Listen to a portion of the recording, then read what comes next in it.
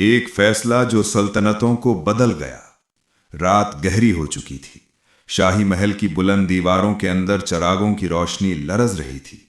ہوا میں عجیب سا سکوت تھا، جیسے وقت خود سانس روک پر کسی فیصلے کا انتظار کر رہا ہو۔ سلطنت عثمانیہ کے تخت پر بیٹھا نوجوان بادشاہ سلطان محمد تنہا اپنے کمرے میں کھڑا تھا۔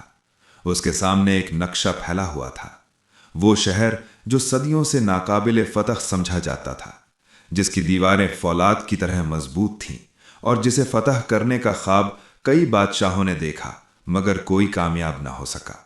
لیکن آج ایک فیصلہ ہونے والا تھا۔ سلطنت عثمانیہ اس وقت ایک نازک دور سے گزر رہی تھی۔ یورپ کی طاقتیں متحد ہو رہی تھیں۔ بازنطینی سلطنت آخری سانس لے رہی تھی مگر ابھی بھی خطرناک تھی۔ سلطان کے مشیروں نے اسے خبردار کیا، اے سلطان، قسطنطنیہ پر حملہ خودکشی کے مترادف ہے۔ اگر ہم ناکام ہوئے تو پوری سلطنت ٹوٹ جائے گی۔ ایک بزرگ وزیر نے کہا، ہمیں انتظار کرنا چاہیے، وقت ابھی سازگار نہیں۔ لیکن سلطان محمد کی آنکھوں میں کچھ اور ہی آگ تھی۔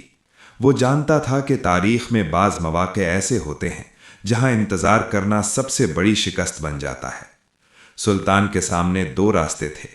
راستہ اول، حملہ نہ کرنا، سلطنت کو محفوظ رکھنا، لیکن تاریخ میں ایک عام بادشاہ بن کر رہ جانا۔ راستہ دوم، قسطنطنیہ پر حملہ، یا تو عظیم فتح یا مکمل تباہی۔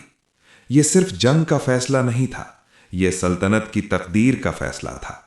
سلطان نے آہستہ سے کہا، اگر ہم نے آج فیصلہ نہ کیا تو تاریخ ہمیں کبھی یاد نہیں رکھے گی۔ اگلی صبح شاہی دربار میں اعلان ہوا، ہم قسطنطنیہ پر حملہ کریں گے۔ دربار میں خاموشی چھا گئی۔ کچھ لوگ حیران تھے، کچھ خوفزدہ اور کچھ نے اسے پاگل پن کہا۔ لیکن سلطان جانتا تھا کہ دنیا کو بدلنے والے فیصلے ہمیشہ پاگل پن ہی لگتے ہیں۔ قسطنطنیہ کی دیواریں دنیا کی مضبوط ترین دیواریں تھیں۔ شہر کے گرد 3 تہیں تھیں۔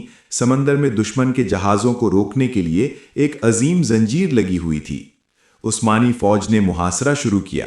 دن رات توپوں کی گن گرج سنائی دیتی تھی، لیکن دیواریں نہیں ٹوٹ رہی تھیں۔ فوج کے حوصلے کم ہونے لگے۔ ایک سپاہی نے کہا، شاید مشیروں کے بات درست تھی، یہ شہر کبھی فتح نہیں ہو سکتا۔ ایک رات سلطان نے اپنے انجینئروں کو بلایا۔ اس نے کہا، اگر ہم سمندر سے شہر میں داخل نہیں ہو سکتے تو کیوں نہ جہازوں کو زمین پر چلایا جائے؟ سب حیران رہ گئے۔ جہازوں کو پہاڑوں اور جنگلوں کے اوپر سے لے جانا، یہ ناممکن لگتا تھا۔ لیکن سلطان نے حکم دیا، ناممکن صرف کمزور لوگوں کے لیے ہوتا ہے۔ چند دنوں بعد ایک ناقابل یقین منظر دنیا نے دیکھا۔ عثمانی جہاز رات کے اندھیرے میں پہاڑوں کے اوپر سے گزرتے ہوئے سنہری خلیج میں داخل ہو گئے۔ جب صبح ہوئی تو قسطنطنیہ کے لوگ حیران رہ گئے۔ شہر کے اندر دشمن کے جہاز تھے۔ یہ وہ لمحہ تھا جہاں تاریخ نے کروٹ بدلی۔ عثمانی فوج نے فیصلہ کن حملہ کیا۔ تلواروں کی چمک، توپوں کی آواز، سپاہیوں کی للکار۔ آخرکار قسطنطنیہ کی دیواریں ٹوٹ گئیں۔ بازنطینی سلطنت ختم ہو گئی اور سلطان محمد فاتح کہلایا۔ عثمانی فوج نے فیصلہ کن حملہ کیا۔ تلواروں کی چمک، توپوں کی آواز، سپاہیوں کی للکار۔ آخرکار قسطنطنیہ کی دیواریں ٹوٹ گئیں۔ بازنطینی سلطنت ختم ہو گئی اور سلطان محمد فاتح کہلایا۔ یہ صرف ایک شہر کی فتح نہیں تھی، یہ فیصلہ یورپ کی تاریخ بدل گیا۔ عثمانی سلطنت کو سپر پاور بنا گیا۔ مشرق اور مغرب کے درمیان طاقت کا توازن بدل گیا اور دنیا کے سیاسی نقشے کو نئی شکل دے گیا۔ اگر سلطان محمد نے وہ فیصلہ نہ کیا ہوتا تو شاید آج دنیا کی تاریخ کچھ اور ہوتی۔ تاریخ ہمیں یہ سکھاتی ہے کہ دنیا کو بدلنے والے فیصلے ہمیشہ خطرناک ہوتے ہیں، لیکن جو خطرہ مول نہ لے وہ تاریخ نہیں بناتا، تاریخ میں گم ہو جاتا ہے۔ اور یوں ایک فیصلہ سلطنتوں کو بدل گیا۔ عثمانی فوج نے فیصلہ کن حملہ کیا۔ تلواروں کی چمک، तोपों की आवाज, सिपाहियों की ललकार।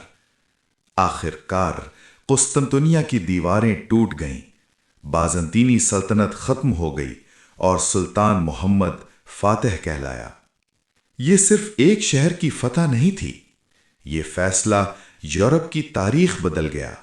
उस्मानी सल्तनत को सुपर पावर बना गया।